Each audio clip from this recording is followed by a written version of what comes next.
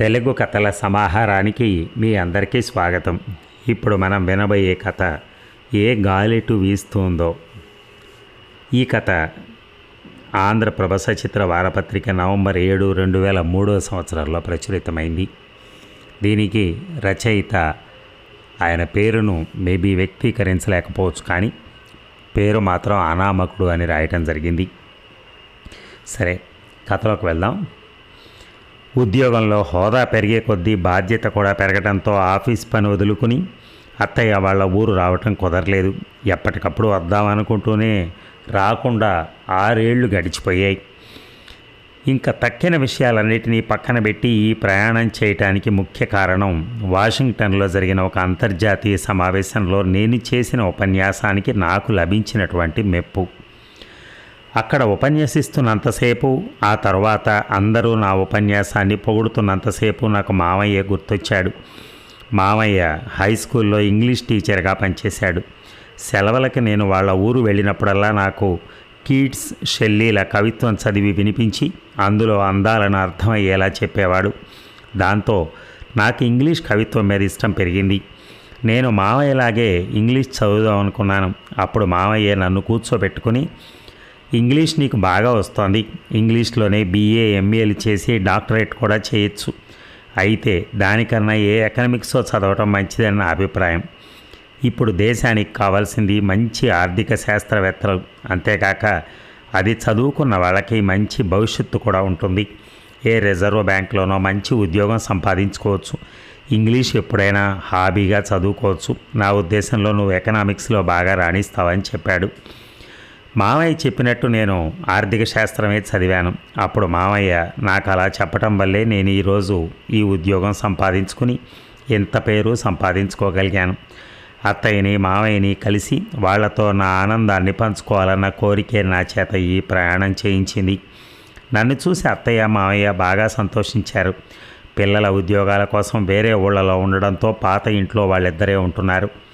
6 ఏళ్లలో ఇల్లు ఇంకా పాతబడినట్టుంది, సున్నం కూడా వేయించినట్లేదు. ఇద్దరే ఉండడంతో ఇంటి గురించి ఎక్కువగా పట్టించుకుంటూ ఉండరు. నన్ను తన పక్కనే కూర్చోబెట్టుకుంది అత్తయ్య. అత్తయ్య ఒళ్ళో కూర్చుని ఆవిడ చేతులకున్న బంగారు గాజులతో ఆడుకున్న రోజులు గుర్తొచ్చాయి నాకు. ఇప్పుడు ఆ గాజులు లేవు, పిల్లలకి ఇచ్చేస్తుంటుంది అత్తయ్య. ఎప్పుడూ ఎవరికో ఒకరికి పెట్టడమే కానీ పుచ్చుకోవటం అలవాట్లేదు అత్తయ్యకి. మామయ్య కూడా అంతే. ఎప్పుడు అమెరికా, ఇంగ్లాండ్ అని ప్రపంచం అంతా తిరుగుతూ ఉంటావట కదా, దేశ విదేశాల్లో బాగా పేరు తెచ్చుకున్నావంటగా, అది వింటుంటే నాకెంతో సంతోషంగా ఉంటుంది అని అంది అత్తయ్య. అది అత్తయ్యకున్న గొప్ప గుణం. చిన్నప్పుడు అంతే, తన పిల్లల కన్నా నేను బాగా చదువుతున్నానన్న అసూయ ఎప్పుడూ ఉండేది కాదు. అలాగని వాడు బాగా చదువుతున్నాడు, వాడిని చూసి నేర్చుకోండి అని తన పిల్లల్ని కసిరేది కాదు. ఎవరికి ఎంత ప్రాప్తమో వాళ్ళకి అంత అని మనస్ఫూర్తిగా నమ్మిన మనిషి అత్తయ్య. నా చదువుకి, ఉద్యోగానికి, పేరుకి అంతటికీ కారణం మామయ్య, అత్తయ్య అన్నాను నేను. నేనా అన్నాడు మామయ్య. అవును, నువ్వే. నన్ను ఆర్థిక శాస్త్రం చదవమని చెప్పింది నువ్వే. దానికి మంచి భవిష్యత్తు ఉందని నువ్వు చెప్పటం వల్లే నేను దాన్ని చదివాను. నా జీవితంలో నేను ఈ స్థితికి ఎదిగానంటే దానికి నువ్వే కారణం. ఈ విషయం మీతో చెప్పాలని, నా ఆనందాన్ని మీతో పంచుకోవాలని అని అంటున్న నా గొంతుకేదో అడ్డుపడింది. నేను మాట్లాడలేకపోయాను. నేను చేసిందే ఉంది, నువ్వు కష్టపడి చదువుకొని పైకొచ్చావు అన్నాడు మావయ్య. ఇంత పెద్దవాడి అయ్యాక కూడా మమ్మల్ని గుర్తుపెట్టుకుని వచ్చావు, మాకెంతో ఆనందంగా ఉంది. 100 రూపాయల నోట్లు చూసినప్పుడల్లా నువ్వే గుర్తుకొస్తావు. నువ్వెప్పుడు సంతకం చేస్తావు వాటి మీద అని అడిగింది అత్తయ్య. నేనా? నాకెప్పటికీ అవకాశం రాదు అన్నాను నేను. నీకు ఆ అవకాశం తప్పకుండా రావాలని కోరుకుంటున్నాను నేను. ఇంతకీ రిజర్వ్ బ్యాంకే కదా బ్యాంకులన్నీ వడ్డీ ఎంత ఇవ్వాలో నిర్ణయించేది అని అడిగింది అత్తయ్య. అత్తయ్య నాకు తెలిసి ఇంతే, తెలియని విషయాలు అడిగి తెలుసుకుంటూ ఉంటుంది. అంతకుముందు అలా ఉండేది, ఇప్పుడు అలా కాదు. డిపాజిట్ల మీద ఎంత వడ్డీ ఇవ్వాలో రిజర్వ్ బ్యాంక్ చెప్పదు. అలాగే బ్యాంకులు ఇచ్చే అప్పుల మీద ఎంత వడ్డీ తీసుకోవాలో కూడా చెప్పదు. అంతా బ్యాంకులు ఇష్టం. అయితే బ్యాంకులు రిజర్వ్ బ్యాంక్ దగ్గర అప్పు తీసుకోవాలంటే ఎంత వడ్డీ ఇవ్వాలో అది మాత్రం రిజర్వ్ బ్యాంక్ నిర్ణయిస్తుంది. దాన్ని బట్టి బ్యాంకులు వాళ్ళు ఇవ్వాల్సిన, తీసుకోవాల్సిన వడ్డీలు నిర్ణయించుకుంటాయి. అంటే రిజర్వ్ బ్యాంకే కదా ఎంత వడ్డీ ఉండాలో నిర్ణయించేది అంది అత్తయ్య మళ్ళీ.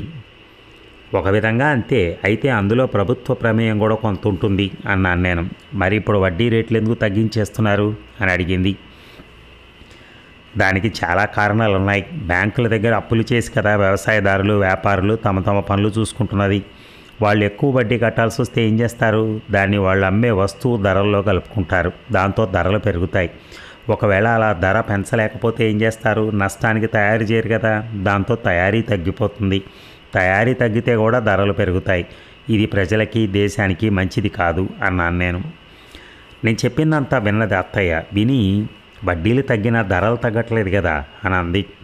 ధరలు తగ్గటం లేదు, కానీ ఎక్కువ పెరగటం లేదుగా. ధరలు పెరగని కాలంలో వడ్డీలు పెంచక్కర్లేదు. వడ్డీలు పెరగకపోతే ధరలు తగ్గుతాయి. ఒకదాంతో ఒకటి తగ్గితేనే కదా దేశానికి మంచిది అన్నాను నేను. బ్యాంకులు ఇచ్చే అప్పుల మీద వడ్డీ తగ్గించడం సంగతి సరే, అందువల్ల ధరలు తగ్గుతాయంటున్నావు కాబట్టి పర్వాలేదు. ప్రజలు పెట్టుకునే డిపాజిట్ల మీద వడ్డీ అలాగే ఉంచేయచ్చు కదా అని అడిగింది. డిపాజిట్ల మీద వడ్డీ ఎక్కువ ఇచ్చి అప్పు మీద వడ్డీ తక్కువ తీసుకుంటే బ్యాంకులు ఏం పనిచేస్తాయని అడిగాను నేను అత్తయ్య ప్రశ్నకు సమాధానంగా. అయితే వడ్డీలు తగ్గటం సమంజసమే అంటావు అంది అత్తయ్య. తగ్గాలి, ఇంకా తగ్గాలి. అప్పుడే మనందరికీ, మన దేశానికి మంచిది. ఇప్పటికీ మన దేశం వడ్డీ రేట్లు అమెరికా లాంటి దేశాలతో పోలిస్తే ఎక్కువ. అక్కడ ఇక్కడ వేరే రేట్లు ఉండడం మనకు మంచిది కాదు అని చెప్పాను. అత్తయ్యకి ఏ విషయం గురించి అని అడిగి తెలుసుకోవడంలో ఆసక్తి. నాకు ఏ విషయం గురించి మాట్లాడాలంటే ఇష్టం. మా ఇద్దరి సంభాషణకు మామయ్య అడ్డు చెప్పాడు. నీ సందేహాలన్నీ తర్వాత అడుగుదు అని, కానీ ముందు వాడికి వంట చేసి పెట్టు, పొద్దున్న ఎప్పుడు తిన్నాడో ఏమిటో అని అత్తయ్యతో అని. 4 రోజులుంటావు కదా మీ అత్తయ్య సందేహాలన్నీ తీర్చడానికి అని నన్ను అడిగాడు. ఓ వారం ఉందాం అనుకుంటున్నాను. అత్తయ్య సందేహాలు తీర్చేందుకు కాదు, కానీ అత్తయ్య చేతి వంట తినడం కోసం అన్నాను నేను. నేను వారం రోజులు ఉంటాననగానే మామయ్య మొహంలో రంగులు మారినట్టు అనిపించింది నాకు.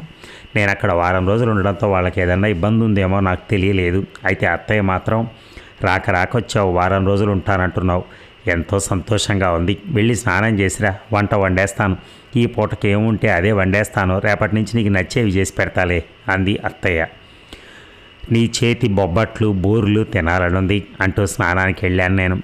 భోంచేస్తున్నంతసేపు అత్తయ్య నా చేత నా ఉద్యోగం గురించి, నా విదేశీ ప్రయాణాల గురించి, రిజర్వ్ బ్యాంక్ గురించి, వడ్డీ రేట్ల గురించి అడిగి చెప్పించుకుంటూనే ఉంది. భోజనం అవగానే మామయ్య తనకు పని ఉందని బయటికి వెళ్ళిపోయాడు. అత్తయ్య నన్ను గదిలో పడుకోమని తను పక్క గదిలోకి వెళ్ళిపోయింది. అంత తొందరగా నిద్రపోవటం అలవాట్లేదు నాకు. నేను వారం రోజులు ఉంటానన్నప్పుడు మామయ్య మొహంలో రంగులు మారాయనిపించడం నా భ్రమ నిజమా అని ఆలోచిస్తూ పడుకొని ఉండగానే మామయ్య వచ్చిన అలికిడి వినిపించింది. పక్క గదిలో వాళ్ళిద్దరి మాటలు వినిపించసాగాయి. వెళ్ళిన పని ఏమైంది అని అడిగింది అత్తయ్య. నెమ్మదిగా మాట్లాడు, వాడికి వినిపిస్తుంది అన్నాడు మామయ్య. వాడు పడుకున్నాడులేండి, మీరు చెప్పండి. లక్ష్మీపతి గారు డబ్బిచ్చారా అని అడిగింది. లేదు అన్నాడు మామయ్య నిట్టూరుస్తున్నట్టుగా. ఏ లేదన్నారా? ఎప్పుడూ అడగని మీరు అడిగినా ఇవ్వనన్నారా? ఆ మాత్రం ఒక 1000 రూపాయలు సర్దడానికి స్తోమత లేని మనిషి ఏం కాదు ఆయన. ఇవ్వటం ఇష్టం ఉండి ఉండదు అంది అత్తయ్య. మామయ్యకి 1000 రూపాయలు అవసరమై ఎవరి దగ్గరకో అడగడానికి వెళ్ళాడని వింటూ ఉంటేనే ఏదోగా అనిపించింది నాకు. ఆయన ఇవ్వనంటం కాదు, నేనే అడగలేదు. ఇంతవరకు ఎప్పుడు అలా అడగాల్సిన అవసరం రాలేదు. అందుకే అడుగుదామని వెళ్ళినా అడగలేకపోయాను. అలా అంటున్న మామయ్య గొంతులో తన చేతగాని తనాన్ని క్షమించమని అడుగుతున్న అభ్యర్థన వినిపించింది నాకు. అత్త ఏమీ మాట్లాడలేదు. ఏమీ మాట్లాడకపోయినా తన చూపులతోనే మామయ్యను బాధపడద్దని ఊరడించుంటుంది. నేను చూడకపోయినా వాళ్ళిద్దరి కళ్ళల్లోనూ తడి కనిపించింది నాకు. వాళ్ళిద్దరి మధ్య ఆవరించిన నిశ్శబ్దం నన్ను బాధించింది. అసలు వాళ్ళకి డబ్బు ఎందుకు అవసరమైందో, ఎందుకు వాళ్ళ దగ్గర డబ్బు లేదో నాకు అర్థం కాలేదు. నా మొదటి సందేహానికి సమాధానం అన్నట్టుగా అత్తయ్య, పాపం వాడికేం తెలుసు ఈ నెలాఖరి కష్టాలు. ఇంకో వారం రోజులు పోయాక వచ్చుంటే మనకి పెన్షన్ వచ్చి ఉండేది, ఈ నెల వడ్డీ కూడా జమ అయ్యి ఉండేది అంది. నువ్వు చెప్పేది బాగుందే. వాడికి మనల్ని చూడాలనిపించి వచ్చాడు. అసలు ఈ రోజుల్లో సొంత అమ్మా నాన్నలు చూడటానికే పిల్లలకి తీరిక ఉండట్లేదు. అలాంటిది మనల్ని గుర్తుపెట్టుకుని వచ్చినందుకు సంతోషించాలి. మనతో వారం రోజులు ఉంటానన్నాడు, అదే ఆనందం. మన పిల్లలు కూడా అన్ని రోజులు ఉండలేకపోతున్నారు మనతో అన్నాడు మామయ్య. నేను వాడినేం అంటలేదు వెర్రి నాగన్న. ఇంత మంచి ఉద్యోగము, పేరు, సంపాదన అన్నీ మీరు వాడిని ఆర్థిక శాస్త్రం చదవమంటం వల్లే వచ్చాయనుకుంటున్నాడు. నేను అనేది మన పరిస్థితి గురించి. ఇప్పుడే ఇలా ఉంటే ఇంకా ముందు ముందు ఎలా ఉంటుందా అని. ఎప్పుడు ఎలా ఉంటుందో ముందే ఏం తెలుస్తుంది. 6 ఏళ్ల క్రితం రిటైర్ అయిన రోజున మన పరిస్థితి ఎలా అవుతుందని ఊహించామా? పెన్షన్ వస్తోంది, రిటైర్ అయినప్పుడు వచ్చిన బెనిఫిట్స్ని బ్యాంకుల్లో వేసుకుంటే వచ్చే డబ్బుతో హాయిగా గడిపేయచ్చు అనుకున్నాం. అప్పుడు నిజంగానే వడ్డీ బాగానే వచ్చేది. 3 ఏళ్లగానే కదా వడ్డీ తగ్గిపోతుంది.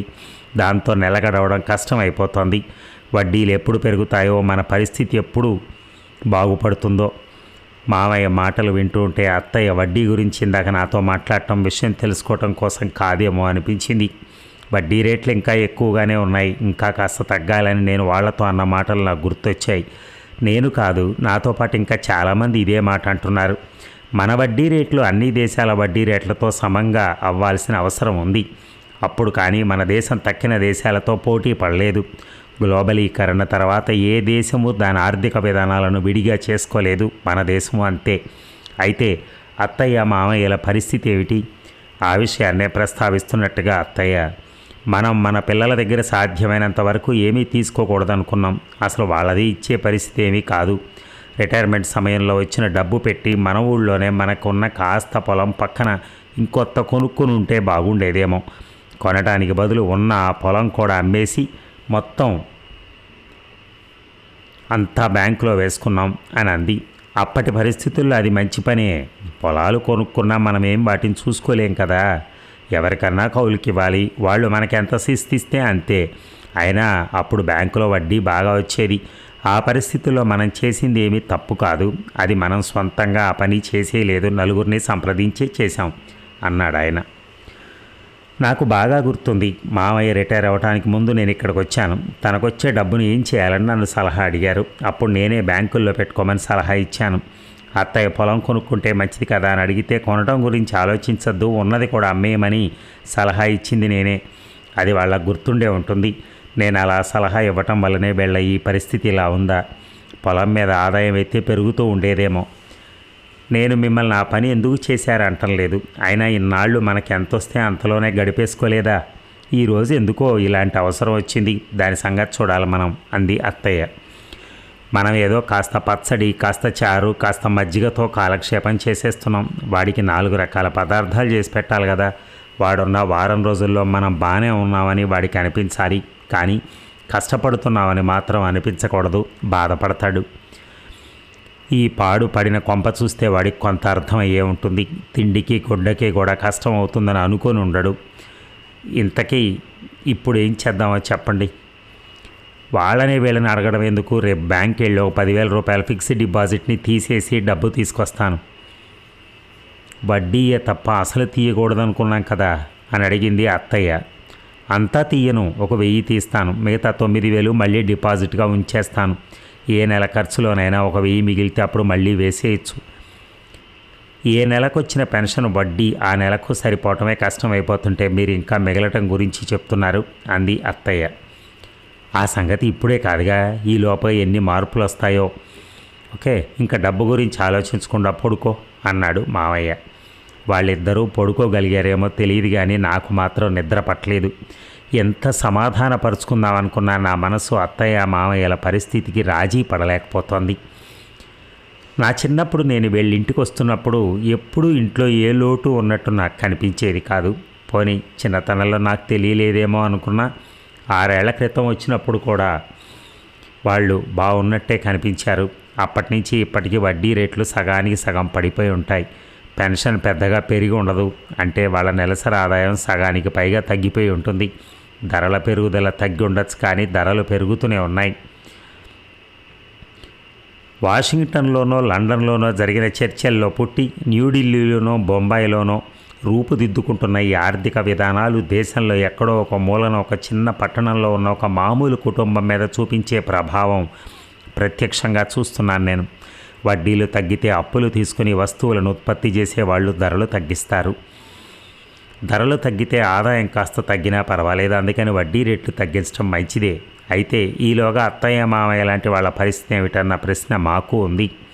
అందుకు కొన్నాళ్ళు కష్టపడవలసి రావచ్చునని మేము సమాధానం చెప్పుకుంటూనే ఉన్నాం. వీళ్ళ కష్టాలకు మేమే కారణమా అన్న ఆలోచన పీడించసాగింది నన్ను. వాళ్ళెంతో అభిమానవంతులు, ఎవరిని ఏమీ అడగరు. ఇప్పుడు కూడా వాళ్ళ పరిస్థితి నాకు తెలియకూడదనే వాళ్ళు అనుకుంటున్నారు. తెలిస్తే నేను బాధపడతానని వాళ్ళు బాధపడుతున్నారు. అలాంటి వాళ్ళ మీద మా ప్రణాళికల ప్రభావం పడేది. మామయ్య రేపు బ్యాంక్కి వెళ్ళి తన ఫిక్స్డ్ డిపాజిట్లోంచి కొంచెం డబ్బు తీసేస్తాడు అన్న ఊహే భరించలేకపోయాను. డబ్బు తీయకుండా ఉండాలంటే రెండే మార్గాలు కనిపించాయి నాకు. ఒకటి, నేను వారం రోజులు ఉండకుండా అర్జెంటు పని వచ్చిందని చెప్పి వెళ్ళిపోవటం. అది వాళ్ళని బాధ పెడుతుంది, నాకు ఇష్టం లేదు. రెండు, వాళ్ళ కొంత డబ్బు నేనే ఇవ్వటం. బట్టలు కొని తీసుకొద్దామనుకున్నాను, కుదరలేదు.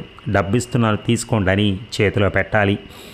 నేను డబ్బిస్తే వాళ్ళు తీసుకుంటారో లేదో అన్న అనుమానం ఉన్నా డబ్బిద్దామని నిర్ణయించుకున్నాక నెమ్మదిగా నిద్ర పట్టింది నాకు.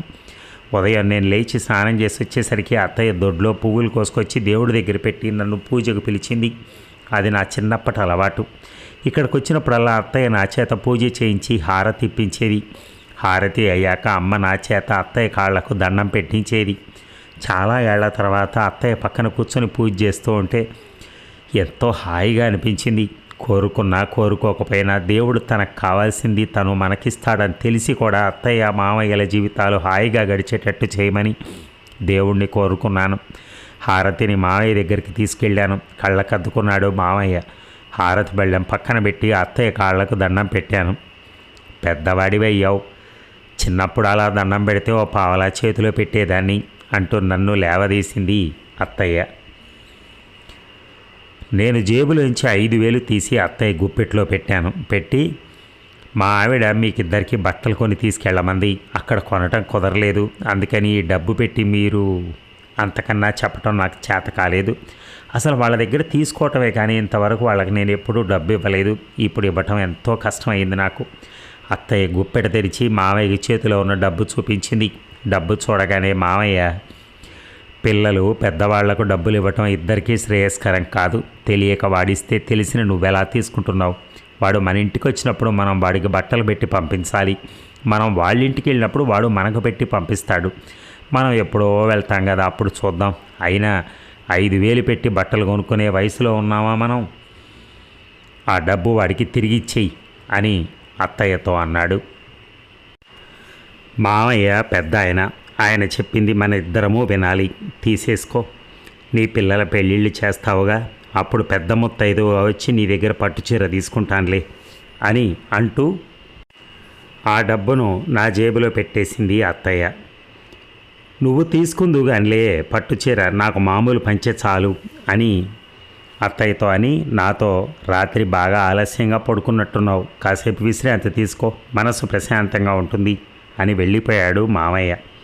ఆ మాటలు నాకు అసనీపాతంలా తగిలాయి. అంతకన్నా నా 2 చెంపలు వాయించేసుంటే బాగుండేది అని అనిపించింది నాకు.